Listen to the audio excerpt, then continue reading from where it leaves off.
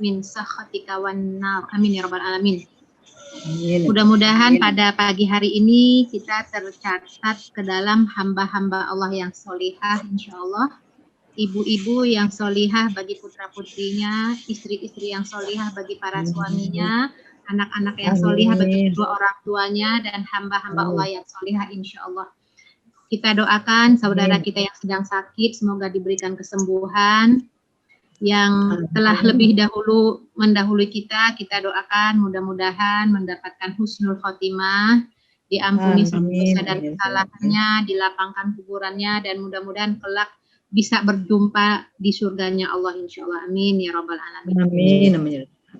Hari ini tema kita tentang rumah ideal dalam Islam. Kalau kita bicara ideal itu pasti sempurna ya. Nah, masalahnya di dalam kehidupan kita ini tidak ada yang sempurna. Yang ideal 100% itu tidak ada. Tapi kita mesti memiliki figur atau contoh yang ideal. Ketika kita memiliki contoh yang ideal, itu apakah kita bisa memenuhinya atau tidak, itu urusan lain.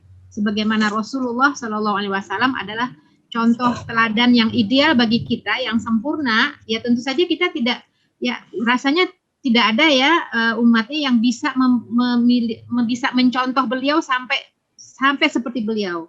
Tapi paling tidak kita sudah punya figur, sudah punya contoh yang kita akan berusaha sekuat kemampuan kita untuk mengikutinya. Begitu juga masalah rumah. Rumah yang ideal itu memang ada disebutkan, tapi mungkin tidak semua bisa kita contoh ya. Paling tidak kita sudah punya gambarannya seperti apa rumah yang ideal di dalam Islam. Sebelum kita bahas lebih detail tentang rumah, pertama kita bahas terlebih dahulu istilahnya rumah. Nah, ini bahasa Indonesia hanya sederhana ya, rumah ya rumah. Nah, kalau bahasa Arab itu ada 4 kata yang bisa berarti rumah. Pertama, bait. Bata, yabitu, bait. Ya. Bata itu baitullah, ya rumah Allah, yaitu mabit, itu ya dari bait ya. Nah, secara bahasa itu artinya bermalam. Kan mabit ya, kita mabit yuk. Nah, itu artinya bermalam. Artinya rumah juga, bait ya. Bisa juga dar, daro, ya duru, dar. Dar itu kan juga rumah ya, atau kampung atau rumah ya. Kalau kita mengucapkan salam kepada penghuni kubur, pakai dar ya. Assalamualaikum ya dar, ya ahlud dar, atau ya ahlud dar ya, kita pakai ahlud dar, penghuni rumah ini, penghuni kampung ini. Nah, secara bahasa itu artinya berkeliling atau beredar. Jadi aktif gitu ya. Beredar artinya nggak diem. Ya artinya itulah dar, itu tempat aktivitas para sahabiat, istri-istri Nabi itu di rumah tapi aktif ya, tidak diam saja, tidak hanya tempat bermalam saja, tapi ada aktivitas di dalamnya. Itu maksudnya mewakili makna berkeliling atau beredar.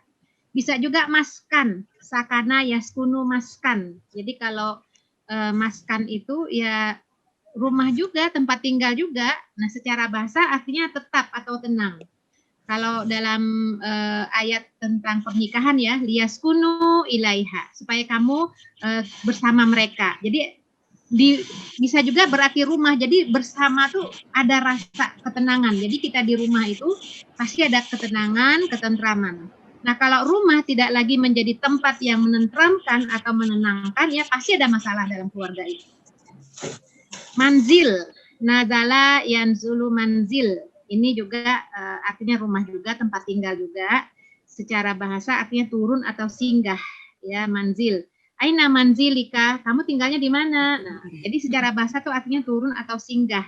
Inilah yang mewakili tempat tinggal ya, dalam bahasa Arab ternyata memiliki kosakata yang artinya bisa berbeda-beda sesuai dengan penempatan bahasanya. Kalau dalam bahasa Indonesia ya rumah, tempat tinggal, nggak ada lagi yang lainnya, ya itulah ya bahasa Arab.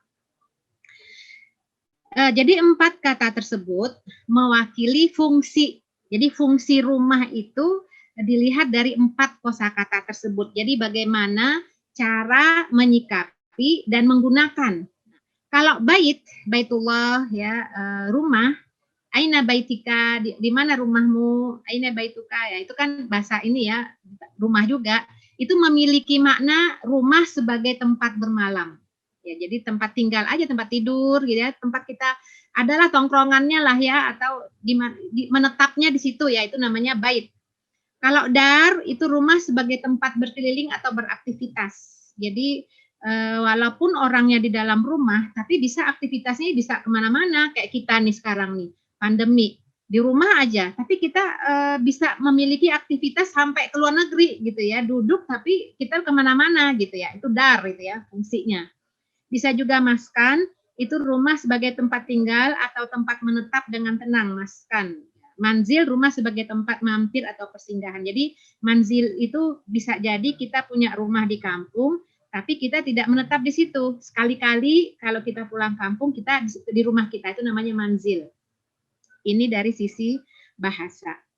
Kemudian Rasulullah Shallallahu Alaihi Wasallam itu menganjurkan umat Islam itu untuk memiliki rumah atau hunian yang luas. Jadi semangatnya bahwa umat Islam itu mestinya punya rumah.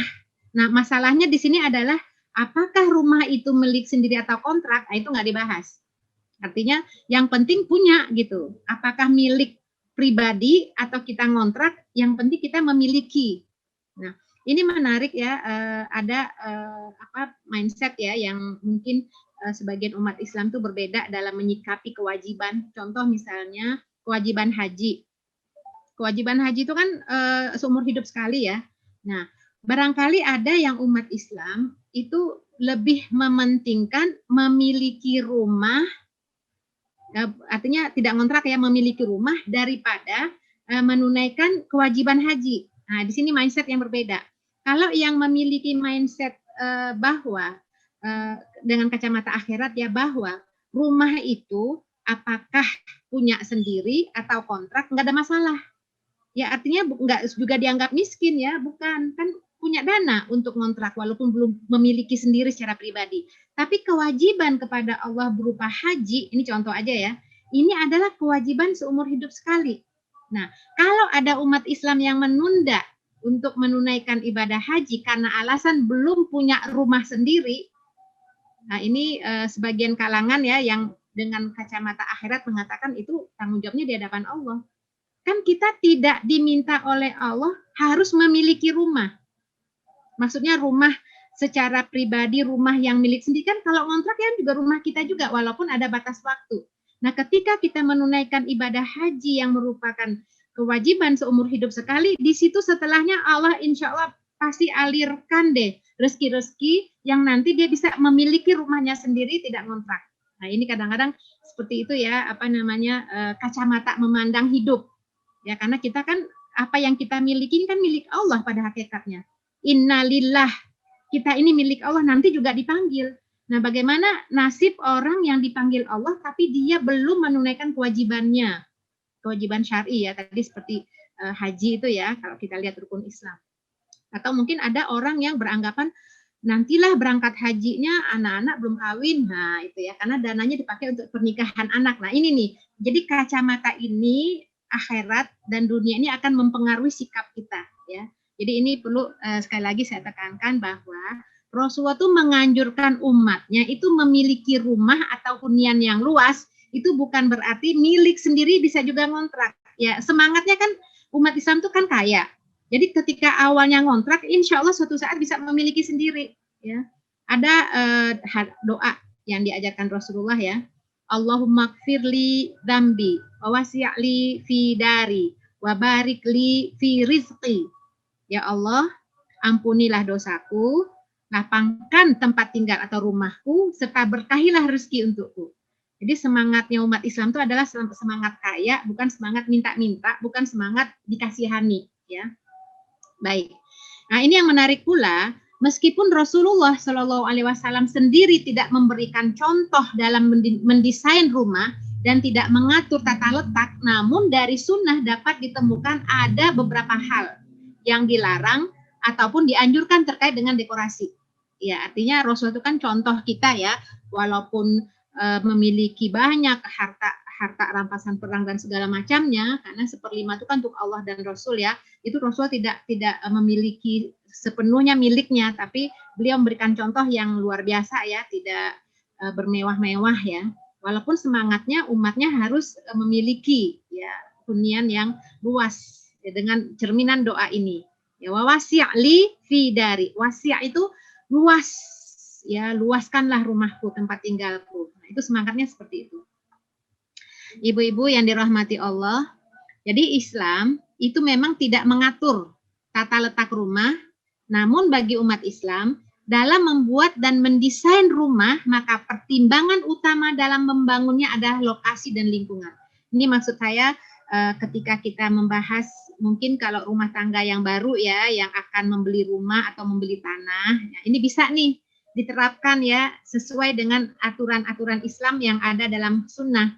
Tapi kalau udah terlanjur dalam arti yang nggak mungkin mendesain, nggak mungkin memilih lagi tempat, ya itu udah qadarullah. Ini nggak, di sinilah letaknya ideal dan tidak ideal. Idealnya ketika kita mau membangun rumah, kita punya uang kan beli tanah. Nah, ketika tanah kita miliki, seperti apa desain rumah yang Islami itu? Nah, itu idealnya. Tapi kan nggak semuanya kita berada dalam kondisi ideal. Ya bisanya ngontrak ya, berarti kita menyesuaikan dengan kemampuan kita mengontrak ya apa adanya ya, mungkin 2 kamar atau nggak ada kamar sama sekali, ya itu beda. Ini adalah qadarullah, takdir, artinya ya sudah ya. Ini kan kita bicara ideal ya. Kalau bisa, maksudnya bagi orang-orang yang ingin membangun rumah, tentu kita akan sesuaikan dengan tata letak yang sudah diaturkan atau desain rumah yang diaturkan, yang dibahas dalam sunnah-sunnah ya, dikumpulkan dalil-dalilnya, hadisnya, kemudian dibuatlah kesimpulannya seperti inilah yang diharapkan. Jadi hal yang harus diperhatikan dalam membangun dan mendesain rumah. Jadi ini kita wawasan ya Bu ya. Barangkali nanti mungkin anaknya, ya kalau kita mau udah nenek-nenek, kalau saya ya, artinya sudah tua ya kan, nggak mungkin lagi mau bangun rumah buat pribadi yang ada aja kan. Ini maksudnya bagi yang akan membangun, membeli tanah atau mendesain rumah, ini ada hal yang perlu diperhatikan dalam hal ini. Pertama, dianjurkan bagi seorang muslim untuk mencari rumah atau membangun rumah yang dekat dengan masjid. Nah, saya rasa kita nih umat Islam pasti deh seneng rumahnya dekat dengan masjid ya. Pengennya begitu ya. Kalau misalnya belum membangun, ngontrak, carilah rumah atau kontrakan yang dekat dengan masjid. Kenapa? Karena dengan dekat dengan masjid itu tentu lebih utama untuk menjaga diri dan keimanan keluarga. Karena kita diingatkan dengan azan ya Bu, apalagi punya anak-anak. Dengar azan, kita segera mengkondisikan anak-anak. Ya ini udah azan tuh, dengar, ayo ke masjid. Nah itu lebih mudah kita dalam menjaga keimanan keluarga kita. Ya. Tapi ini kan semuanya kan belum tentu ideal. Ya kalau semuanya numplok di masjid ya susah juga ya, masjid kan nggak banyak, artinya terbatas ya. Ya udah jauh dari masjid juga nggak apa-apa, selama menjaga sholat berjamaah 5 waktu di masjid, sebab setiap langkah itu akan dihitung pahala. Jadi ada seorang sahabat Ibu ya, rumahnya tuh jauh ya dari Masjid Nabawi. Jadi kalau kita lihat ya Masjid Nabawi sekarang ini yang luas dengan halaman-halamannya itu, jadi kalau kita keliling pegel juga Bu ya, itu dulu adalah kota Madinah di masa Rasulullah Shallallahu Alaihi Wasallam. Nah ada seorang sahabat yang tinggalnya tuh agak jauh gitu ya di perbatasan. Akhirnya dia datang kepada Rasulullah, ya Rasulullah, kalau saya pindah rumah gimana? Ya artinya sementara rumah di sekitar masjid kan udah padat, udah penghuninya udah ada. Gimana ya Rasulullah kalau saya tinggal dekat sini? Apa kata Nabi? Nggak perlu. Rumahmu jauh itu ketika kamu menuju ke masjid untuk sholat berjamaah itu setiap langkahmu itu adalah pahala untukmu dan mengangkat derajatmu. Nah, jadi ini yang paling jauh rumahnya dari masjid paling banyak pahalanya ya. Yang kedua, mencari atau membangun rumah yang jauh dari lingkungan maksiat dan tetangga yang buruk ya, karena tetangga ini sangat mempengaruhi ya keimanan kita dan anak-anak ya.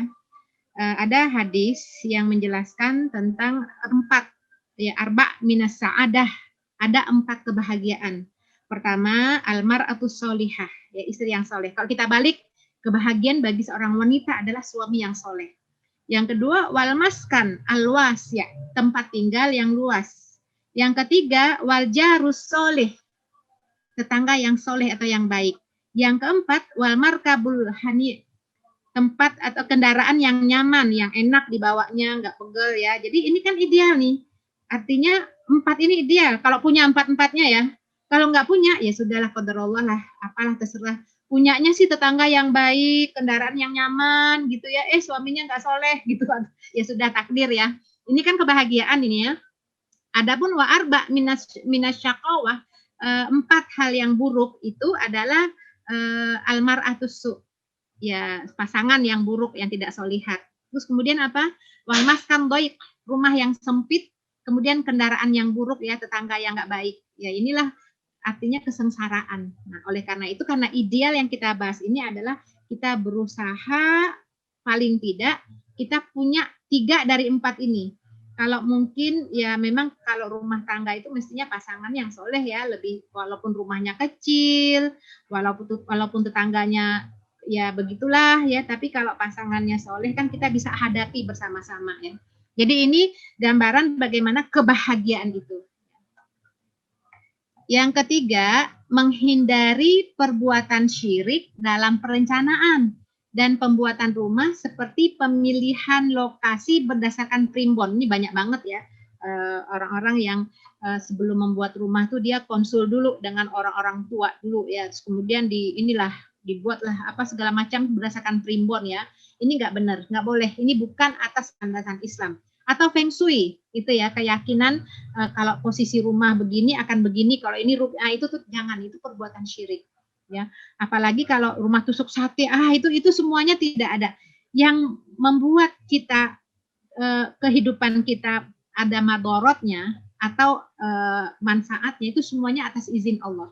Ya makanya yang kita baca tiap pagi kan, Bismillahilladzi la yadurru ma'asmihi syai'un fil ardi wala fis sama' wa huwas samiul alim.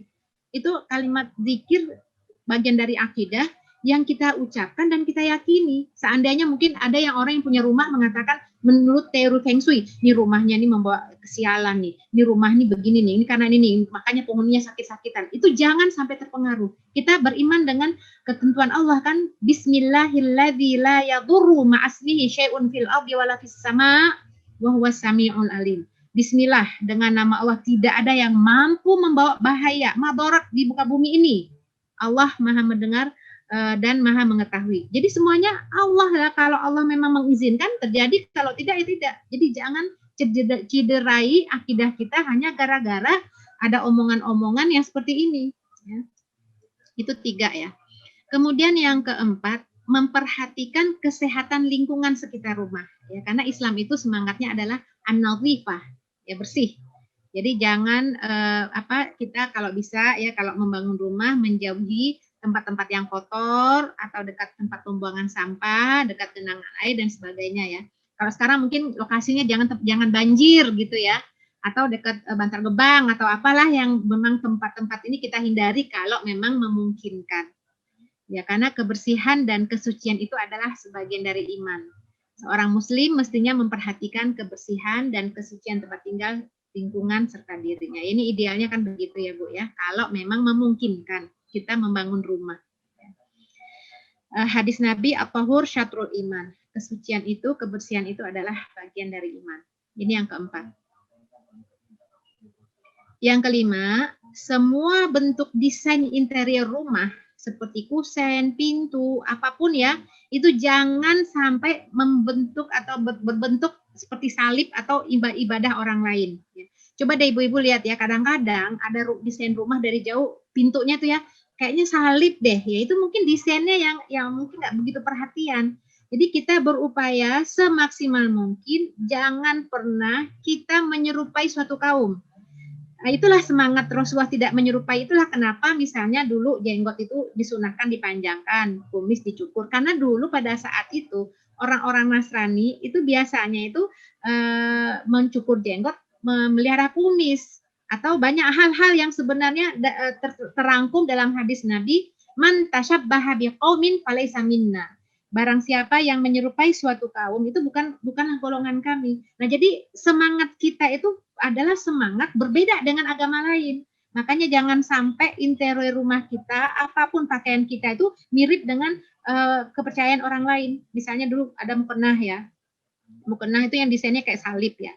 Kayaknya sih saya yakin itu tidak kesengajaan dari yang memproduksi mukena ya, karena mana mungkin, saya rasa nggak juga itu disebut ini konspirasi nih mau menginikan Islam, kayaknya nggak juga, rugilah orang-orang sekarang masalah ekonomi lebih memperhatikan ekonomi ya, hanya karena nggak sensitif aja, nggak teliti bagaimana bentuk desain mukena itu supaya tidak berbentuk salib. Nah itu saya rasa kekeliruan ini aja, nggak apa dia nggak ngeh gitu ya istilahnya ya.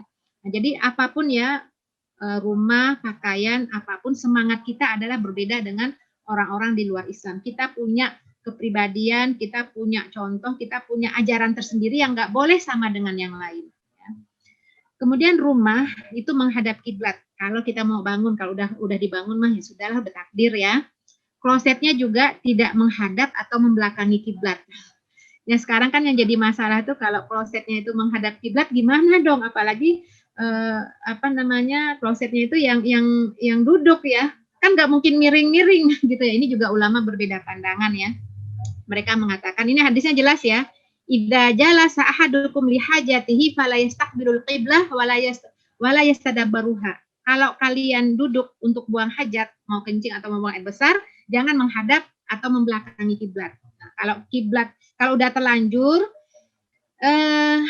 ya sudah terlanjur gimana lagi kalau ada ya ulama beda, ada dua pandangan ya Bu ya. Pandangan pertama mengatakan pokoknya nggak boleh aja. Nah kalau nggak boleh terus gimana? Udah terlanjur, apalagi ini kontrak. Ya sudah, kalau kontrak mah nggak bisa kita rubah-rubah ya. Ya sudah, kita ambil pandangan yang kedua.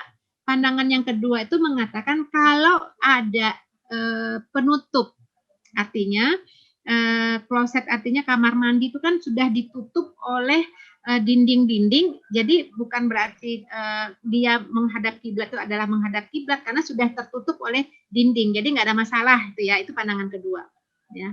Maka kita mengambil tahrij dari dua pandangan ini. Kalau belum membangun rumah, coba deh jangan sampai klosetnya menghadap ke kiblat. Tapi kalau sudah terlanjur ya sudah, kecuali kalau memang ada dana untuk renovasi atau apa, itu beda lagi ceritanya, semangatnya ingin mengikuti sunnah, itu insya Allah pahala di situ ya. Ya, kemudian rumah yang dibangun tersebut dapat terpakai secara maksimal. Jangan membangun rumah atau tempat yang tidak dibutuhkan. Misalnya karena uangnya banyak, akhirnya dibangunlah rumah bertingkat 3 atau 5, kamarnya ada 15, tapi yang dipakai cuma 5 atau 3. Nah ini kan berarti yang lainnya mana? Nggak dibutuhkan. Ada hadis Nabi menyebutkan, kullu bina'in wabalun ala sahibihi yaumal qiyamah illa masjidan. Rasulullah Shallallahu Alaihi Wasallam telah bersabda, seluruh bangunan berakibat buruk kepada pemiliknya pada hari kiamat kecuali masjid. Ini maksudnya berakibat buruk ini adalah akan diminta pertanggungjawaban kepada pemilik rumah itu untuk apa dipergunakan. Jadi pada hari kiamat nanti seluruh yang kita miliki itu akan dihisab, seluruh yang kita miliki itu akan dihisab apapun, ya. Jadi hadis Hasan ini ya. Jadi ini ada kisah dari Abu Dawud ya. Suatu hari Nabi itu kan keluar keliling bersama Rasulullah. Rasulullah berkeliling bersama sahabat di kota Madinah. Jadi biasanya Rasulullah tuh kalau udah habis asar pulang sambil keliling ya, memantau lah apa yang terjadi ya di sekitar kota Madinah. Nah pada saat beliau berada mampir ya, melewati sebuah rumah, yang rumah itu ada kubahnya. Ya kalau dulu kan bentuk rumah sederhana ya, nggak kayak sekarang. Nah, itu Rasulullah langsung bertanya, ini apa ini gitu ya. Itu apa kata sahabat? Oh itu ya Rasulullah, itu milik seorang laki-laki dari kaum Ansor, itu rumahnya nih ini. Jadi kubah itu kayak hiasan kubah gitu ya. Nah, terus Nabi diam aja. Diam Nabi itu wajahnya terlihat kayaknya kurang srek ya. Itu seperti menyimpan sesuatu dalam hatinya. Nah ini. Kemudian pemilik rumah itu, karena kan kalau Rasulullah berkeliling itu kan sahabat itu kan pada ngumpul ya, ada Rasulullah, jadi mereka berusaha mendekati Rasulullah ya, untuk menyapa, menegur ya, menghampiri ya, kayak ini deh. Kalau sekarang kalau ada artis itu kan dikerubungin semua, heboh ya. Nah kalau dulu tuh Rasulullah semua sahabat itu ingin berusaha mendekat. Nah pemilik rumah itu datang menemui Rasulullah dan mengucapkan salam, tapi Rasulullah nggak mau lihat, berpaling, dia nggak mau dengar gitu ya. Kalau Rasulullah memang tidak menjawab salam orang itu, tapi sahabat yang lain mengucapkan salam. Ya, artinya kan kalau kita mengucapkan salam, kalau cukup satu orang yang menjawab, itu yang lain sudah terlepas dari kewajiban. Kan menjawab salam itu kan wajib ya. Mengucapkan salam itu sunnah, menjawab salam itu wajib. Satu orang sudah menjawab salam, semuanya sudah tertunaikan ya kewajibannya. Nah ini Rasulullah kemudian nggak mau ya melihat kepada orang itu. Terus pemilik rumah tuh terus-terusan aja mengucapkan salam. Assalamualaikum ya Rasulullah. Assalamualaikum ya Rasulullah. Rasulullah nggak mau dengar, artinya nggak mau berpaling lah. Seperti kayak marah gitu ya. Nah pemilik itu langsung, ya Allah, sedih banget loh ya. Ketika seorang yang kita cintai, yang kita segani, kita ucapkan salam berpaling tuh sedih banget. Akhirnya sahabat-sahabat ini diam aja, terus dia berkata gitu kepada sahabat, aku kan nggak mengingkari Rasulullah, kenapa ya Rasulullah kok nggak menjawab salamku ya? Apa kata sahabat? Tadi tuh Rasulullah lihat rumah kamu, lihat ada kubah di situ. Jadi seakan-akan tuh sahabat tuh dapat menilai, melihat ya, Rasulullah nggak suka tuh dengan kubahnya. Nah, ketika disampaikan oleh sahabat kepada pemilik kubah itu, dia pulang ke rumahnya, terus dia runtuhkan kubah itu sehingga rata dengan tanah. Ya sudah, jadi artinya dia juga nggak ngelapor kepada Rasul karena Rasul udah pergi kan, dia karena dia dengar sahabat mengatakan Rasulullah tadi lihat rumah kamu ada kubah, Rasul tuh kayaknya nggak suka deh. Nah, dia tahu ya, dia sensitif banget ya, dia runtuhkan kubahnya. Nah, berikutnya beberapa hari kemudian ya Rasul juga jalan lagi ya keliling kota Madinah, melewati rumah sahabat itu. Kemudian ternyata nggak ada lagi kubah. Ini apa yang terjadi, di mana kubahnya gitu ya. Kemudian sahabat melapor, itu ya Rasulullah pemiliknya mengadu kepada kami tentang berpalingnya engkau darinya. Maka kami beritahu mengenai perkara kubah tersebut. Nah dia pun meruntuhkannya. Itulah bentuk keimanan ya. Ketika Rasulullah nggak suka, itu langsung ditinggalkan ya. Nah Nabi pun bersabda, sesungguhnya setiap bangunan atau binaan itu akan menjadi sesalan bagi pemiliknya, kecuali apa yang dibangunkan untuk sesuatu keperluan yang mesti baginya, yaitu dibina atas hajat atau kebutuhan, keperluan, dan bukannya untuk bermegah-megah atau bermewah-mewah. Jadi intinya adalah membangun rumah tersebut itu harus ada nawaitunya, ada niatnya. Kalau terniatkan dalam hati bahwa tujuannya untuk menampilkan mewah, biar megah, biar bagus atau apalah, itu yang akan nanti menjadi sesalan. Begitu juga asas pemanfaatannya, karena semuanya akan diminta pertanggungjawaban di hadapan Allah kelak. Ya. Bukan berarti nggak boleh ya punya rumah kayak istana atau apa, itu untuk membangunnya ada niat untuk izah bagi umat Islam. Ya kan kalau rumahnya sederhana nanti orang-orang di luar Islam kan meremehkan. Jadi dia bangunlah bahwa umat Islam tuh kaya, umat Islam tuh maksudnya hebat. Jadi untuk izahnya umat kaum muslimin tuh boleh. Ya artinya menampakkan di hadapan orang kafir bahwa umat Islam tuh nggak miskin-miskin loh gitu ya. Jadi walaupun rumahnya kayak istana tapi azas manfaatnya tuh luar biasa. Nah ini, itu kan tergantung niat. Ya jadi kalau niatnya hanya bermewah-mewah, apalagi dibangunlah yang dari emas itu ukirannya atau tiangnya. Nah itu kalau niatnya untuk memegah-megah maka itu akan menjadi sesalan, menyesal di yaumil akhir nanti. Manbana, di sini ada hadis ya, manbana binaan aktsara mimma yahtaju ilaihi kana alaihi wabalan yaumal qiyamah. Barang siapa yang membangun sebuah bangunan melebihi keperluannya, maka kelak pada hari kiamat bangunan tersebut akan menjadi malapetaka baginya. Ya tadi saya katakan ya, kebutuhan kamar kita berapa sih? Anak 5. Kemudian ada hodimat, ada ini, dihitung semua. Oh, jadi butuh 10 kamar. Tapi dibangunnya 20 kamar lah, 10 lagi buat apa? Nah, kalau tidak niatannya hanya untuk membenggah-benggah itu jadi sesalan. Tapi kalau niatnya ini nanti tempat transitnya temannya anak-anak. Jadi memang rumah itu berisi walaupun tidak setiap saat karena pemiliknya lagi keluar kota, itu nggak masalah ya. Jadi pemanfaatannya itu jangan sampai tidak bermanfaat karena kamar yang kosong itu akan ditempati oleh jin. Jin ini adalah makhluk sama dengan manusia, itu tujuannya itu diciptakan Allah adalah untuk beribadah.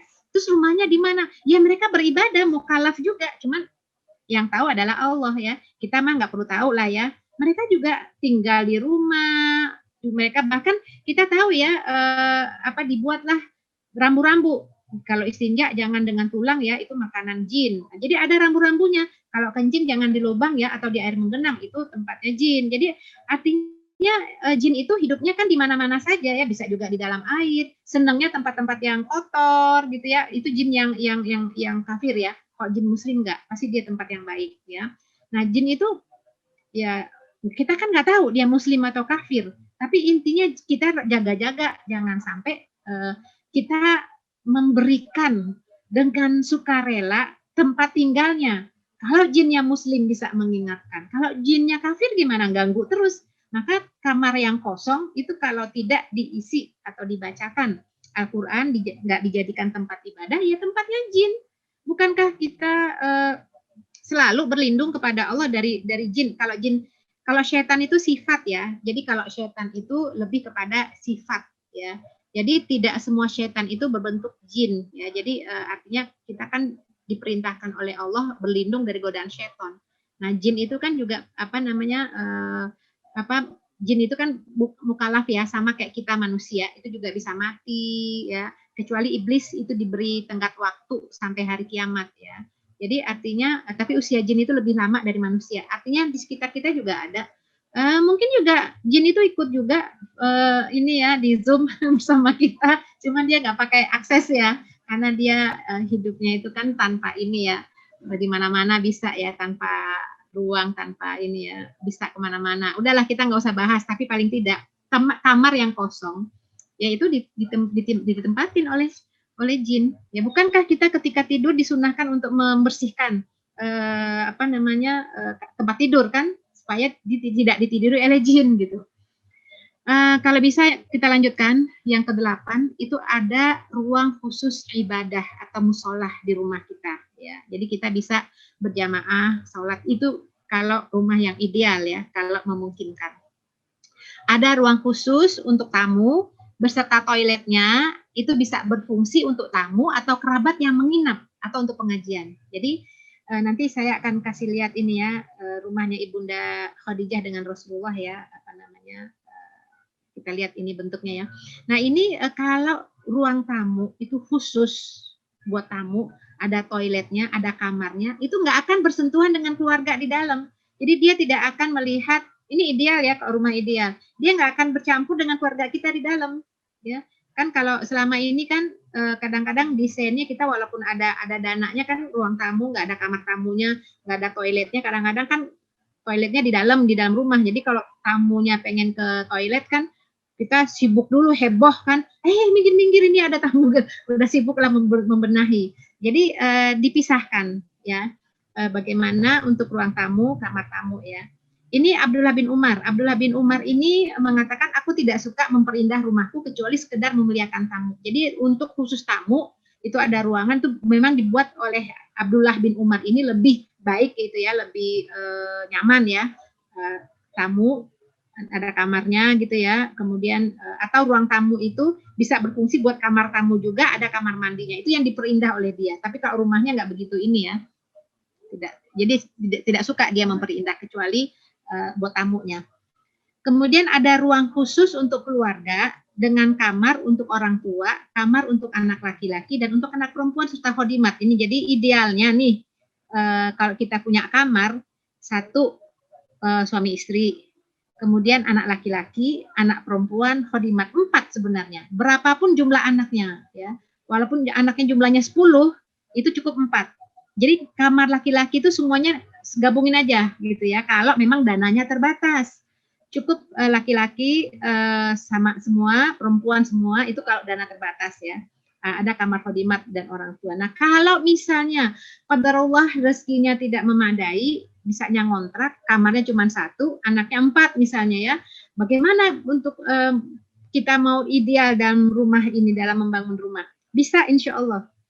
Kamar yang cuma 1, itu hanya untuk anak perempuan. Jadi untuk ruang tamu atau yang lain tuh tempat si bapak dan anak laki-lakinya di situ. Nah, terus gimana suami istri?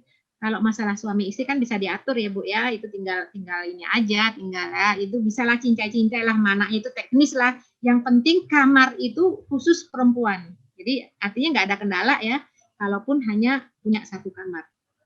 Jadi kalau memungkinkan hanya seperti itu ya. Kalau nggak ada kamarnya semuanya aula, ya kan ada orang yang ngontrak-ngontrak ya itu qadarullah lah ya, dibuat itu aja penutup atau apalah ya. Jangan sampai bercampur antara anak laki-laki dengan anak perempuan.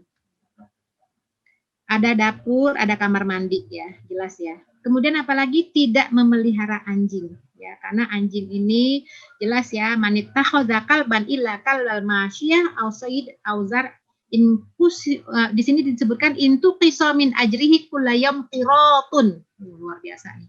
Siapa yang memelihara anjing kecuali anjing untuk menjaga hewan ternak, berburu dan menjaga tanaman, maka akan dikurangi pahalanya setiap hari sebanyak 1 kirot. 1 kirot itu memang tidak dijelaskan ya seperti apa dan berapanya, hanya Allah yang tahu kadarnya. Tapi kalau dilihat kirot itu huwa miqdar maklum indallahi ta'ala. Jadi paling tidak kirot itu adalah kadar yang telah diketahui Allah, maksudnya berkurang pahala amalannya. Kalau dilihat dari hadis lain, ketika seseorang menjenguk orang yang ziarah ya ke orang yang meninggal, menyolatkannya, kemudian menguburkannya, itu pahalanya tuh 1 kirot. Nah, para ulama menyebutkan kirot itu adalah sebukit Uhud. Sebukit Uhud. Jadi artinya orang yang memelihara anjing itu yang bukan anjing ternak berarti dikurangi pahalanya setiap hari itu sebukit Uhud. Waduh, luar biasa banget ya. Berkurangnya pahala amalnya. Jadi sebaiknya memang tidak memelihara anjing ya, karena kita tahu ya jilatan anjing itu seperti apa. Jadi inilah ya, umat Islam tuh kalau udah bercampur dengan tradisi di luar Islam tuh menganggap itu biasa aja, apalagi anjing-anjing yang lucu ya, anjing kecil ya, itulah ya, karena budaya sudah bercampur tuh kita ngikut-ngikut budaya orang lain. Padahal Nabi mengatakan man tasyabbah biqaumin falaysa minna, yang menyerupai suatu kaum bukanlah golongan kami. Kita khawatirnya nanti di padang mahsyar ketika para nabi itu berkumpul, jadi kita kan dibariskan sesuai dengan siapa nabi kita. Jadi masing-masing punya bendera ya. Jadi kalau Rasulullah itu ada benderanya, nanti kita khawatir mau gabung dengan barisannya Rasulullah nggak dianggap, kita dikeluarkan, sedih banget ya. Itu di yaumil hisab nanti di padang mahsyar. Jadi jangan dianggap enteng. Kalau Rasulullah mengatakan falaisa minna, bukan bagian kita, bukan golongan kita. Wah, nanti nggak diakui jadi umat Muhammad Shallallahu Alaihi Wasallam. Kemudian tidak memajang patung atau gambar makhluk hidup. Ya, innal malaikata la tadkhulu baitan fihi suratun. Malaikat tidak akan masuk ke rumah yang terdapat gambar di dalamnya. Ya, gambar maksudnya gambar makhluk hidup yang bernyawa ya. La tadkhulul malaikatu baitan fihi kalbun wala suratu tamathil. Jadi patung-patung ya. Malaikat tidak masuk rumah yang terdapat anjing dan gambar patung. Ya, patung-patung ya. Rasulullah pernah pulang dari bepergian, kemudian dia ada pulang ke rumah, ternyata ada tabir bergambar, jadi ada hordengnya itu bergambar. Kemudian beliau panggil Bunda Aisyah, ya kan kalau perempuan itu kan seneng dandanin rumah ya, pasang hordeng, pakai pokoknya menghias rumah lah ya. Rasul datang terus dipanggil, kata Nabi, sekeras-keras siksa manusia pada hari kiamat adalah menyaingi ciptaan Allah. Jadi ada gambar-gambar lukisan ya, makhluk hidup di hordeng itu, di takbir itu, di hordeng ya, penutup pintu ya. Nah, kemudian Ibunda Aisyah itu dipotong-potong itu, jadi dipotong hordeng pintunya itu dijadikan sarung bantal ya. Nah, dalam hal ini ulama salaf itu ada yang memakai gambar yang terhina itu. Jadi artinya ulama berbeda pandangan ya, ada yang tekstual, ada yang kontekstual. Yang tekstual itu enggak sama sekali memakai gambar-gambar ya, kain-kain yang bergambar makhluk hidup, selama sekali enggak. Tapi yang ulama yang salaf yang lainnya itu melihat apa yang dilakukan oleh Ibunda Aisyah, itu mereka memakai gambar yang terhina tapi dipakai untuk hal-hal yang enggak dianggap, kan kalau dipajang itu digantung itu kan berarti kan memuliakan, jadi orang bisa melihat ya kan. Kalau bikin hordeng pintu itu ya, penutup pintu kan terlihat ya, terpajang ya, itu kan dianggap agak memuliakan. Tapi kalau yang terhina kayak misalnya bantal itu kan diinjek-injek, didudukin, ditidurin ya, artinya spray itu kan bukan dianggap suatu yang dimuliakan ya. Jadi itu enggak dosa, itu kata para ulama salaf. Nah, contohnya Urwah, dia bersandar pada sandaran yang ada gambarnya, di antaranya gambar burung dan orang laki-laki. Nah, kemudian Ikrimah juga berkata, mereka itu memakruhkan gambar yang didirikan, yaitu patung, Sedangkan yang diinjak kaki, misalnya di lantai itu ya, keset itu ya, bantal, pokoknya yang di bawah-bawah yang nggak di inilah, yang tidak dimuliakan ya, nah itu nggak apa-apa. Nah ini menurut Dr. Sukodowi dalam Halal dan Haram. Jadi artinya taplak meja itu kan juga bukan untuk di ini ya, di atasnya di apa gitu ya. Itu beda dengan yang dipajang. Jadi yang dipajang ini bisa gambar-gambar atau kain yang dihias ya, atau patung-patung yang dipajang. Itu yang tidak dibenarkan.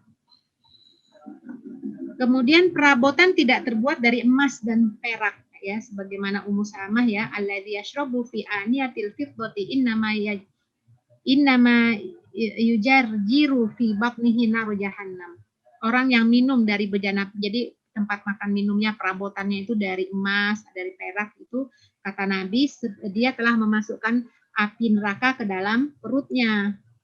Ya, hadisnya sahih. Nah, sekarang boleh nggak menggunakan bejana emas dan perak selain untuk makan dan minum? Selain untuk makan dan minum itu ya untuk apa ya? Untuk apa, pajangan ya, ulama beda pandangan. Tapi yang terbaik ya maksudnya sebagai pajangan, dihias atau apalah ya. Nah, itu ulama beda pandangan. Lebih hati-hati, nggak usah lah ya emas perak. Orang banyak yang kelaparan. Kita mentang-mentang duitnya banyak sampai kehabisan, bingung mau diapain, dibuatlah pajangan dari emas dan perak. Tuh rasanya tidak ahsan ya. Maka hati-hati, sebaiknya jangan. Kemudian menjadikan rumahku surgaku. Artinya rumah ideal itu adalah rumah yang seperti miniatur surga. Surga itu kan digambarkan dalam Al-Quran kan tempat yang indah ya, tenang, nyaman, tidak ada suara yang terdengar di dalamnya kecuali pujian kepada Allah dan kebaikannya. Artinya rumah yang ideal itu adalah rumah yang nggak ada teriak-teriak di dalamnya. Teriak-teriak seperti di neraka kan teriak-teriak sakit gitu. Artinya di sini adalah pola asuh antara keluarga itu pola asuh yang baik ya, nggak hardikan, nggak marah, nggak bentakan ya. Jadi itu seperti itulah rumah miniatur surga ya, rumah itu. Rumah itu dibangun karena dalam rangka beribadah kepada Allah, diisi dengan aktivitas ibadah yang semua penghuninya itu menjalankan aturan Islam ya.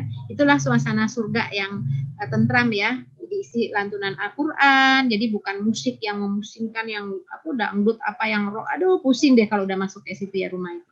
Jadi rumah yang menjadi miniatur surga. Nah, sekarang kita bahas tentang ciri rumah ideal. Cirinya itu adalah selalu didirikan ibadah kepada Allah ya. Di dalamnya ada internalisasi nilai Islam secara kafah. Artinya di rumah itulah kita bisa menjalankan nilai-nilai Islam, ajaran Islam dari yang besar sampai yang kecil, mulai dari masuk rumahnya, makan tangan kanannya, dihindari sambil berdiri, pokoknya internalisasi nilai-nilai Islam. Apapun yang Rasulullah ajarkan kepada kita, kita terapkan di rumah. Itulah ciri rumah ideal. Ada qudwah hasanah ya, keteladanan yang baik. Orang tua memberikan contoh kepada anak-anaknya, anak belajar dari orang tuanya, kemudian ditegakkannya syariat Islam di dalamnya. Ya, itu rumah yang ideal ya. Rumah yang dapat menghindarkan penghuninya dari hal-hal yang tidak Islami. Mudah-mudahan tidak ada sarang setan di situ ya. Adanya kan ada suatu keluarga itu ya, dia punya apa namanya VCD atau apa itu kan ada kayak perpustakaan, tapi di situ ada yang porno apa segala macam. Nah, nauzubillah itu tidak ada di rumah yang Islami ya. Rumah yang berperan sebagai tempat pembinaan generasi mendatang, rumah yang memungkinkan penghuninya untuk saling bersilaturahim dan berinteraksi. Namun privasi masing-masing anggota keluarga juga bisa terjaga. Artinya apa? Rumah yang ideal itu adalah rumah yang anggota keluarganya itu saling berkomunikasi. Karena ada juga kan yang rumah mungkin untuk zaman sekarang ini ya, dengan teknologi IT, akhirnya anaknya di kamar nggak keluar-keluar. Lagi makan bersama, kayaknya tuh kayak apa ya, rumah itu kayak rumah sepi, kayak kuburan ya. Padahal ada penghuninya di dalamnya, udah masing-masing dengan aktivitasnya. Nah itu bukanlah rumah yang Islami, yang ideal ya. Karena yang namanya ideal pasti ada kebersamaan di dalamnya. Bersama sholat berjamaah, bersama ketika makan bersama ya. Artinya ada kebersamaan ya. Mudah-mudahan bisa kita terapkan ya dalam rumah kita. Rumah yang tidak menutup diri dari dunia luar. Jadi artinya, aduh kayaknya kan ada yang model di kamar melulu ya, apalagi pandemi begini ya, keluarnya tuh hanya untuk makan ya, karena apalagi yang ada kamar mandi di kamarnya. Nah, kalau nggak makan nggak keluar. Nah, kita hindari yang seperti itu ya. Kemudian memungkinkan interaksi dan hubungan sosial dengan lingkungan sekitar dan para tetangga itu ya, mudah-mudahan bisa berlangsung dengan baik. Kecuali pandemi ini nggak mungkin bertetangga kita ya. Rumah ideal dalam Islam juga bukan rumah yang menonjolkan kemewahan dan kekayaan. Ya, itulah rumah yang ideal. Baik, kita lanjut sekarang dengan adab-adab di rumah. Ada adabnya di rumah. Pertama, Rasulullah Shallallahu Alaihi Wasallam itu selalu membaca doa setiap kali memasuki rumah dan mengucapkan salam. Ya, mudah-mudahan kita tahu sih ilmunya ya, tapi kadang-kadang kan ya karena memang udah sehari-hari kadang-kadang begitu aja, lupa atau mungkin nggak ngeh gitu ya. Ini adalah adab dan ini adalah sunnah sangat baik untuk diamalkan ya. Walaupun kita ke belakang sebentar ke rumah tetangga, masuk rumah lagi, jangan lupa baca. Jadi setiap kita memasuki rumah, jangan lupa baca ini, doa ini. Bismillahi walajna wa bismillahi kharajna wa ala rabbina tawakkalna. Kalau doa keluar rumah udah pada hafal ya. Bismillahi tawakkaltu ala Allah ya. La haula wala quwata illa billah. Tapi kadang-kadang doa masuk rumah lupa gitu ya. Jadi ini masuk rumah ini jangan lupa nih Ibu-ibu ya. Kaki kanan ya. Arti ini kan adab ya, sebagaimana kita masuk kamar mandi ya. Kadang-kadang adab ini karena udah sehari-hari akhirnya biasa aja masuk kamar mandi nggak baca doa, nggak pakai apa, pokoknya kita umat Islam diajarkan adab. Maka adab ini perlu kita jalankan ya. Ketika kita menjalankan adab ini kita dapat 2 pahala. Pahala mengikuti sunnah Rasul dan pahala dari keutamaan bacaan ini yang telah dijelaskan oleh Rasulullah ya. Nah, bismillahi walajna wa bismillahi kharajna wa ala rabbina tawakkalna. Nah, kemudian yusallim, baru kita mengucapkan salam. Jadi artinya dengan menyebut nama Allah kami masuk ke rumah, dengan menyebut nama Allah kami keluar darinya, dan kepada Rabb kami bertawakal. Nah, kemudian beliau mengucapkan salam kepada keluarganya. Nah, salam ini harus juga memenuhi kaedah yang telah diajarkan Rasulullah. Jangan salam-salam tradisi yang mungkin udah karena kebiasaannya salamnya tuh salam yang nggak jelas gitu ya. Assalamualaikum gitu ya. Lam, itu tuh namanya sepertinya bully ya, bully terhadap salam itu, mengolok-olok salam. Salam tuh nggak boleh diolok-olok. Salam itu sesuai dengan yang dicontohkan Rasulullah. Assalamualaikum ya. Kalau mau lanjut boleh warahmatullah wabarakatuh, itu boleh. Ya, jadi jangan diolok-olok. Lam, bahkan bisa bahaya loh artinya. Ketika kita mengucapkan Assalamualaikum, Assalamualaikum, Assalamualaikum, Assalamualaikum ya, Assalamualaikum, Assalamualaikum, Sam itu celaka. Jadi kita mendoakan orang celaka, celakalah untukmu. Kan ada orang Yahudi ya, ketemu Rasulullah, terus dia bilang, Samkum, Assalamualaikum. Kan kalau orang Arab itu kan ucapannya kan benar ya, Assalamualaikum. Nah kalau kita kan suka dikasih-kas ya, Assalamualaikum gitu ya. Kadang-kadang nauzubillah nih anak-anak kita nih orang-orang yang mengucapkan istighfar itu kadang-kadang nggak benar itu ya. Astajim gitu ya, astajim. Apa itu astajim? Ringkasan dari astagfirullahaladzim. Ini nggak benar, ini harus kita luruskan. Nggak boleh kita mengucapkan suatu ucapan yang telah diajarkan dalam Islam. Itu kan mengolok-olok namanya. Itu kan namanya nyeleneh ya. Ya walaupun tujuannya untuk keseharian bercanda tuh nggak dibenarkan. Jadi ucapkan benar-benar seperti yang diajarkan, nggak boleh dipermainkan. Ini banyak sekali nih anak-anak tuh yang saya dengar, astajim, astajim, assalamualaikum, assalamualaikum. Itu kan celakalah untukmu. Jadi bacalah sesuai dengan diajarkan. Ya, assalamualaikum. Ya, jadi ini buat kita semua jangan dipermainkan sehingga apapun yang kita ucapkan itu jadi doa buat orang lain. Ya, jadi itu ya dibaca itu assalamualaikum. Kemudian ini dalilnya ya surat An-Nur ayat 61 tentang salam. Fa idza dakhaltum buyutan fasallimu ala anfusikum tahiyatan min indillahi mubarakah. Jadi salam itu adalah penghormatan ya yang ditetapkan dari sisi Allah yang ada berkah di dalamnya. Enggak pantas kalau kita olok-olok. Ya kita bercanda-bercanda. Salam tuh ada yang bercanda-canda gitu ya, jadi ujung-ujungnya aja. Ini kita kembalikan kepada ajaran kita, itu adalah ucapan salam yang telah ditetapkan Allah, yang di situ ada keberkahan dan kebaikan di dalamnya. Ya. Jadi ketika kita mengucapkan salam itu malaikat mengaminkan, jadi Allah berikan kita berkah dan kebaikan. Ya. Nah, kalau di rumah tidak ada penghuni, itu bukan berarti kita nggak mengucapkan salam. Ya, sebaiknya salamnya itu seperti salam tahiyat, seperti Ibnu Umar mengatakan ya, idza dakhala al-bait ghairul maskun falyaqul assalamu alaina wa ala ibadillahis sholihin. Jadi kalau kita masuk ke rumah yang tidak didiami atau nggak ada orang di dalamnya, kita ucapkan assalamu alaina wa ala ibadillahis sholihin, ya. Karena ada juga orang ya ketika di rumah nggak ada orang, terus dia kan mengucapkan salam juga. Assalamualaikum warahmatullahi wabarakatuh. Di pojok-pojok tuh ada yang jawab waalaikumsalam. Itu jawab jin kali ya. Nah udahlah. Berarti jin Islam itu yang ada di situ. Udah kita nggak mau ada jin ya di rumah kita, maka kita ucapkan assalamu alaina. Salam bagi kita, bagi kami. Jadi yang kita doakan tuh kita assalamu alaina wa ala ibadillahis sholihin. Salam juga bagi hamba Allah yang soleh, siapa ya? Malaikat gitu ya. Itu mengucapkan salam. Kemudian ini ada ya hadis idza dakhala rajul baitihi fadzakarallahu inda dukhulihi wa inda ta'amihi qala syaitan la mabit lakum wala asya wa idza dakhala falam yadhkurullah inda dukhulihi qala syaitan adraktum al mabit. Jadi ini kenapa kita harus baca doa? Karena di sini dijelaskan oleh Rasulullah bahwa kalau seseorang tuh masuk ke rumah, dia menyebut nama Allah kan bismillahi walajnah tadi ya. Dia menyebut nama Allah ketika masuk rumah dan ketika hendak makan dia juga menyebut nama Allah, maka syaitan berkata, tidak ada tempat menginap dan makan malam buat kalian.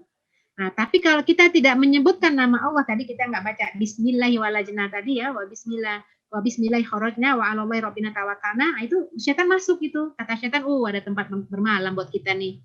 Ya, jadi kita tidak mau syaitan ikut masuk ke dalam rumah kita, bermalam bersama kita ya. Oleh karena itu tutup pintu syaitan dengan membaca mengingat asma Allah tadi ya, bismillah tadi ya, menyebut asma Allah. Ya, kita sekeluarga masuk rumah sebaiknya dengan mengikuti sunnah Rasulullah tersebut, baca doa ya, supaya nggak ada syaitan bersama kita.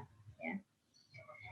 Kemudian tentu saja di rumah kita hiasi Al-Quran. Apalagi kalau ada kaset-kaset atau murotal yang terus 24 jam kita hidupkan ya, itu mengusir syaitan itu ya. Insya Allah akan mendatangkan keberkahan. Karena Nabi mengatakan la taja'alu buyutakum maqabir. Jangan jadikan rumah kalian seperti kuburan. Karena syaitan itu lari dari rumah yang di dalamnya dibacakan suratul Baqarah. Ya, jadi kalau memang di rumah itu ada penghuninya, memang di rumah pasti ada penghuni ya, tapi ada penghuni yang memang iseng usil atau mungkin jin kafir, itu ganggu aja kerjanya ya. Nah itu harus dibacakan suratul Baqarah. Ya. Artinya jangan kosong, jangan apalagi kamar yang nggak pernah dihuni karena anaknya lagi kos di luar kota atau lagi kuliah ya. Kamarnya kosong, ya udah kamar itu ini kadang-kadang sholat kita di situ, kadang-kadang baca Quran di situ. Jadi jangan kosong aja, jangan dibiarkan nggak ada orang. Anak saya tuh yang kuliah di Bandung itu kan dia ada kamarnya. Pas baru datang tuh kan udah kan selalu dibersihkan ya. Terus dia tidur situ. Kok aku ngerasain ya Mi ya ada rasa gimana gitu ya. Merinding bulu kuduku lah, iya. Jadi kan Umi nggak selamanya di situ, nggak tiap hari juga baca Quran gitu. Ya udah kamu baca Quran di sana biar nggak ditinggalin gitu ya. Jadi bisa jadi itu ya, karena kita beriman kepada yang gaib. Jin itu ada bersama kita ya, cuman kita nggak mau diganggu-ganggu ya. Maka jangan sediakan tempat kita untuk jin-jin yang kafir terutama ya. Kalau yang Muslim mah banyak ya. Bahkan mereka juga mendengarkan juga kajian. Mereka juga seperti kita, mereka juga menikah, punya anak, punyalah, tapi kita punya kehidupan masing-masing, tapi kita nggak perlu tahu dengan mereka ya. Tidak membunuh ular di rumah sebelum mengultimatumnya. Ya mungkin kondisi-kondisi yang rumahnya dekat dengan kebun atau apa ya, atau mungkin ada rumah yang nggak ada dekat kebun tapi ada ular. Nah ular ini adalah wujud dari jin-jin yang ada di rumah. Di dalam hadis Ibnu Umar, Nabi itu melarang untuk membunuh ular-ular rumah sebab ia adalah jin-jin rumah. Maksudnya, sebelum membunuh, hendaknya memberikan peringatan kepadanya. Jin itu bisa berubah bentuk ya, bisa menyerupai ular, bisa menyerupai, artinya dia bisa menyerupai siapapun ya. Nah, di sini bisa juga menyerupai ular. Nah, kalau masuk ke rumah kita, ular tersebut, itu kasih tempo agar keluar dalam waktu 3 hari ya. Nah, bila setelah itu, jadi di ultimatum ya, Bismillah kalau engkau betul apa adalah jin, keluar dari rumah ini. Nah, kalau dia diam atau nggak menghilang atau apa, setelah 3 hari itu dibunuh aja. Jadi ada temponya, ya tempo kepadanya agar keluar dalam waktu 3 hari. Bila setelah itu tidak keluar, baru dibunuh. Nah, kalau ular benar, langsung dengar suara langsung kabur dia ya. Nah, itu baru ular benar. Dulu ada di masa perang Khandaq. Ketika Rasulullah perang Khandaq itu ada pengantin baru, ya pengantin baru itu baru menikah. Nah, pada saat istirahat, dia izin kepada Rasulullah, ya Rasulullah, saya mau pulang ke rumah, saya meninggalkan istri sendirian di rumah, saya khawatir dengan keselamatannya, boleh nggak saya pulang? Nanti saya balik lagi ke sini, gitu ya. Ya Rasulullah mengizinkannya. Sampai di rumahnya dilihat istrinya tuh di keluar di depan rumah. Orang Arab itu kan dulu itu kan kalau perempuan kan di rumah ya, kecemburuannya tinggi ya. Apa kok di luar rumah berdiri, apa ada rasa cemburu? Kamu ngapain gitu ya? Jangan marah, kata istrinya, kamu lihat aja ke dalam di tempat tidur gitu, ada ular gitu ya. Ternyata istrinya takut, di dalam rumahnya di tempat tidurnya ada ular, makanya dia keluar. Nah, ketika dia lihat ular, itu sahabat tuh langsung bunuh ular tersebut.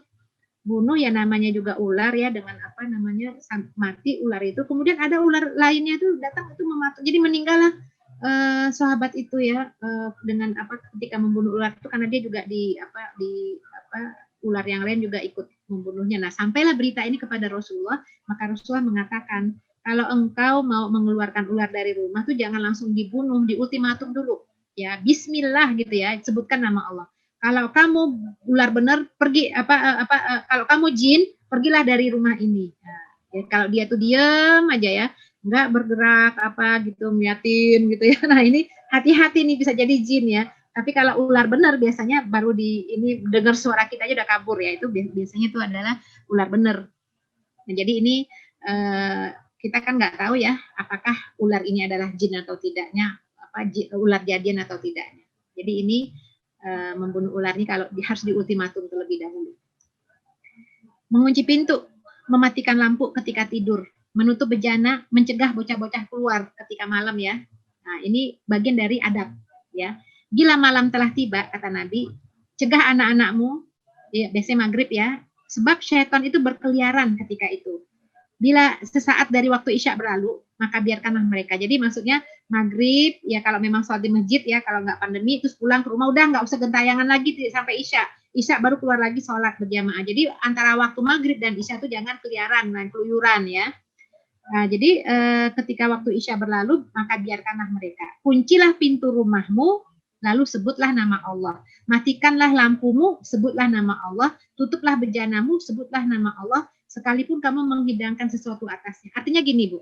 Ini kadang-kadang kita karena udah udah kayak hidup itu kan seperti air yang mengalir ya, biasa begitu aja. Kadang kita lupa ketika kita menutup mematikan lampu, menghidupkan lampu, menutup pintu, membuka pintu, membuka jendela atau lemari, itu nggak pakai asma Allah, biasa aja udah refleks ya. Ini sunnahnya, bahwa setiap apa yang kita lakukan jangan lupa asma Allah. Bismillah. Jadi kita matiin lampu ya, Bismillah. Hidupin lampu, Bismillah. Jadi sebaiknya itu nyalain komputer, Bismillah ya. Jadi kalau kita nyalain komputer nggak kemana-mana nanti tuh, nggak macam-macam tuh yang kita kerja, pasti insya Allah bermanfaat apa yang kita lakukan ya.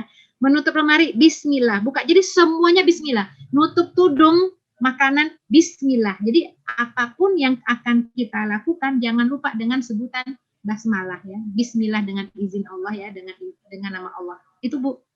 Ini karena memang karena udah rutinitas ya, jadi akhirnya biasa aja. Disinilah bentuk keberkahan ya.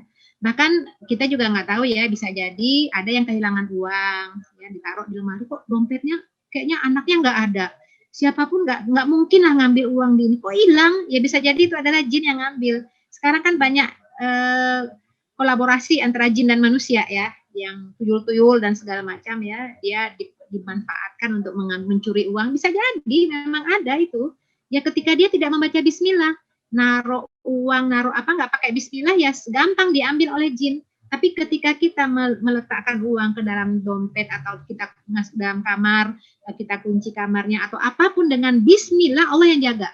Karena ini atas nama Allah, nggak berani itu jin. ya. Jadi ini adalah keseharian adab-adab yang kadang-kadang kita lalai atau lupa, ya. Maka setiap apapun yang kita lakukan jangan lupa baca basmalah, ya. Bismillah. Apapun ini, bahkan di sini sampai nutup aja, ya.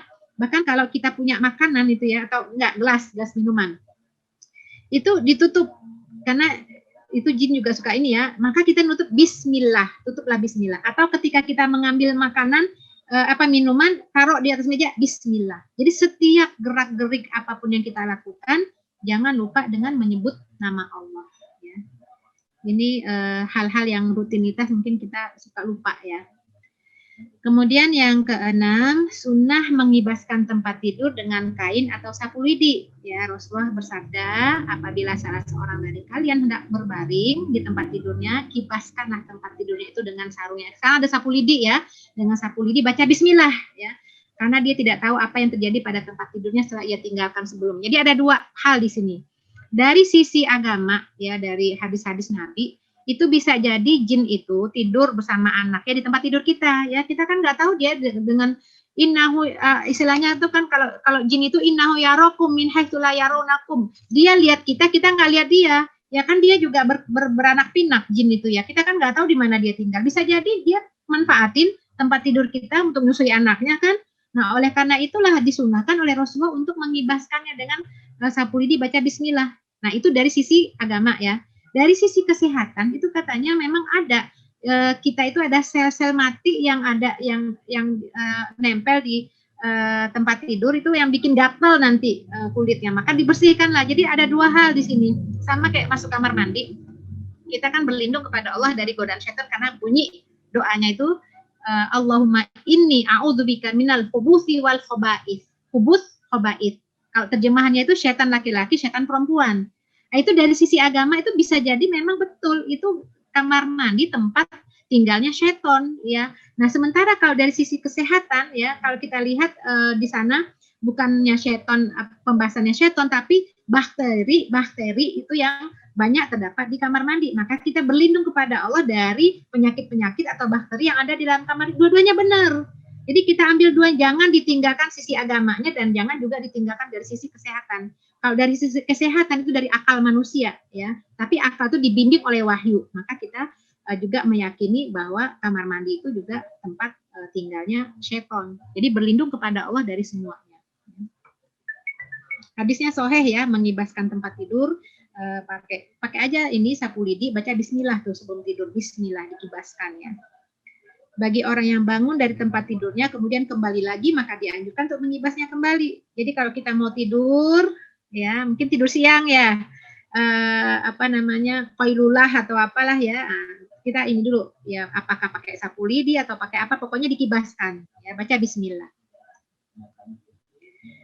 Adab sebelum tidur ya, jelas adabnya adalah berwudu ya. Kemudian ini hadisnya, idza ataita madja'aka fatawadda wudu'aka lis-shalah tsumma taji' ala syiqqikal aiman, berbaring sebelah kanan ya. Jadi berwudu walaupun kita dalam kondisi junub, walaupun kita dalam kondisi haid. Jadi wudu sebelum tidur itu tidak ada kaitannya dengan sholat. Jadi dilakukan oleh wanita dalam keadaan hadas besar atau dalam keadaan hadas besar yang mewajibkan mandi. Jadi berhubungan, terus kita kamar mandi ya, mau tidur lagi wudu, haid juga ya. Jadi bukan wudu untuk sholat, ini sunnah ya. Karena Rasulullah di sini konteksnya adalah mendatangi tempat tidur wudu dulu. Wudu untuk sholat, tapi bukan sholat ya, wudu untuk tidur sebenarnya. Dan berbaring pada sisi kanan ya, berbaring sebelah kanan.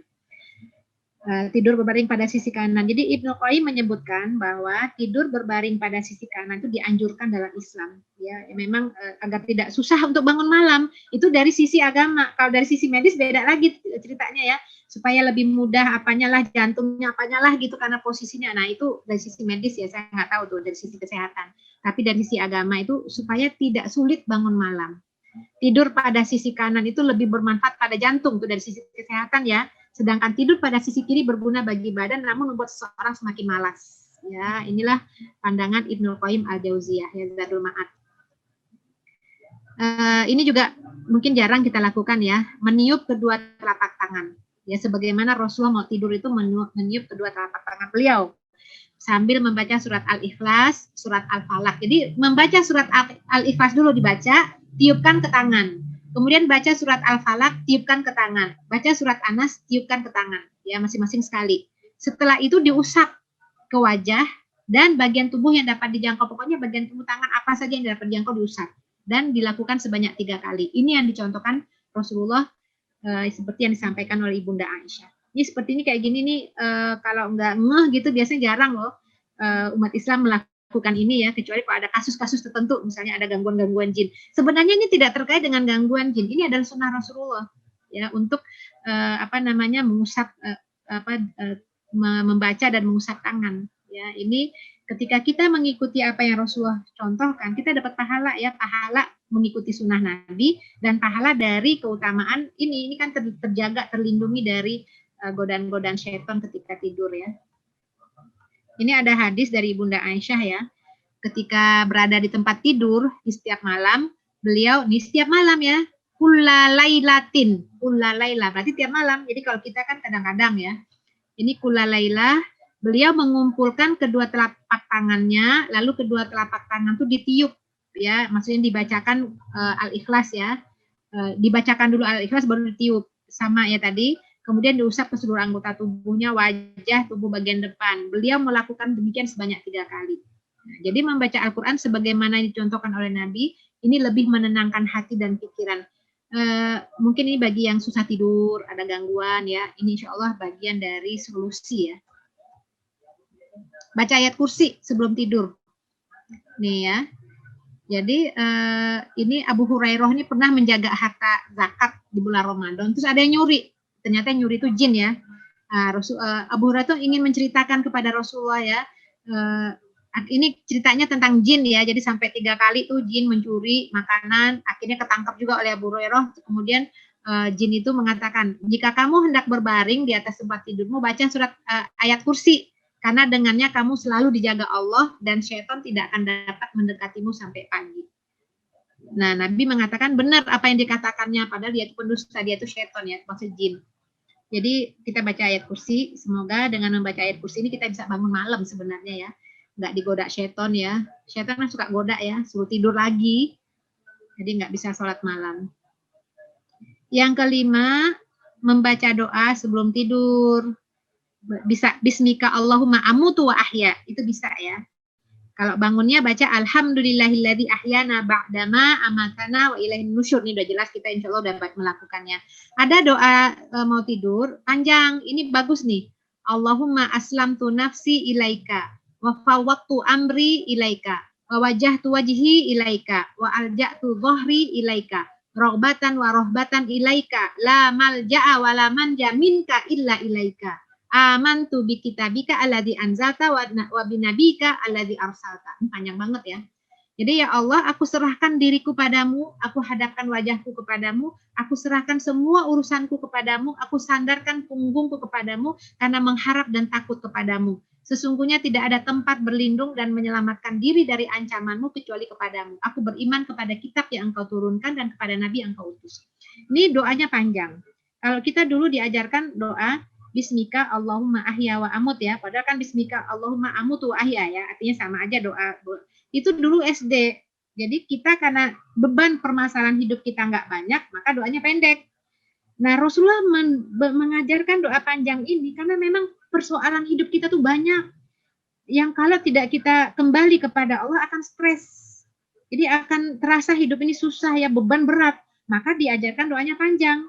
Aku serahkan diriku kepadamu, aku hadapkan wajah aku padamu, aku serahkan semua urusanku padamu. Allah kasih kita ujian, cobaan yang banyak, kita serahkan kembali kepada Allah. Maka doanya panjang.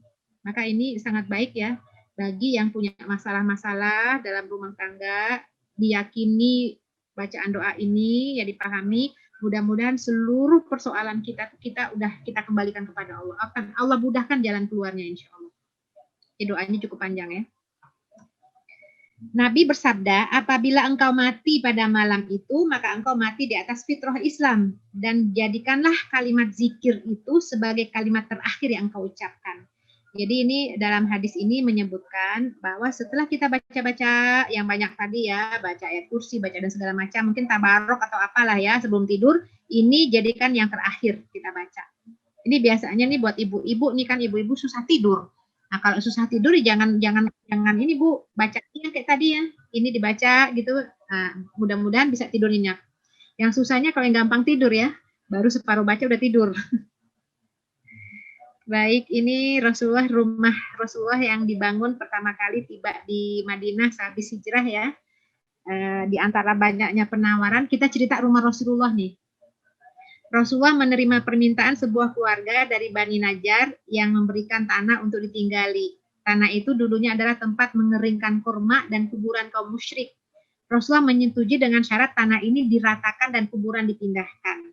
Ya, ini rumah Rasulullah ya.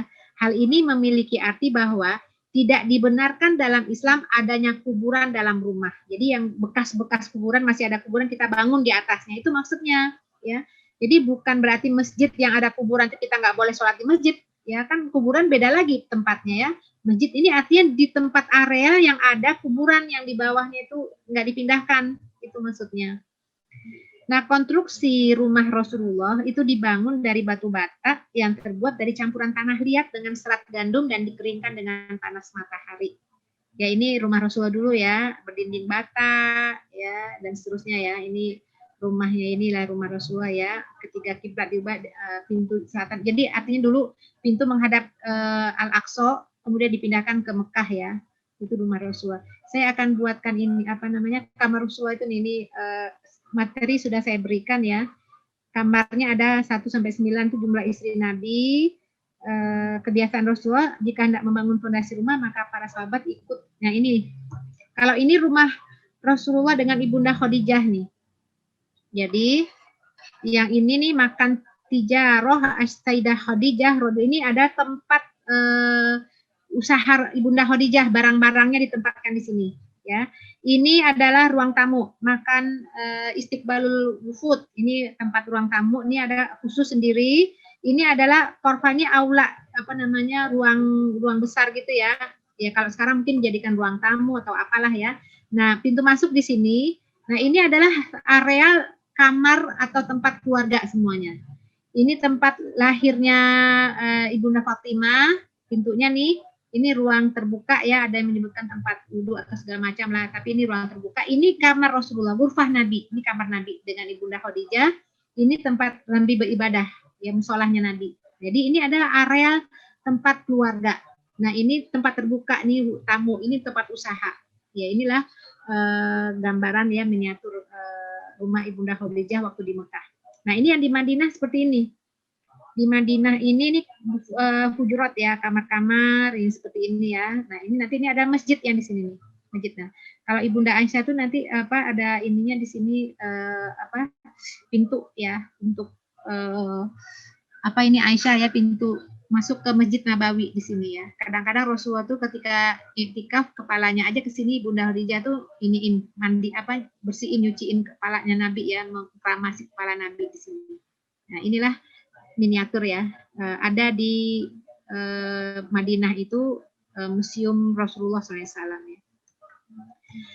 Ini ada doa, tempat tinggal yang diberkahi, Rabbi anzilni munzalam mubarakan wa anta khairul munzilin.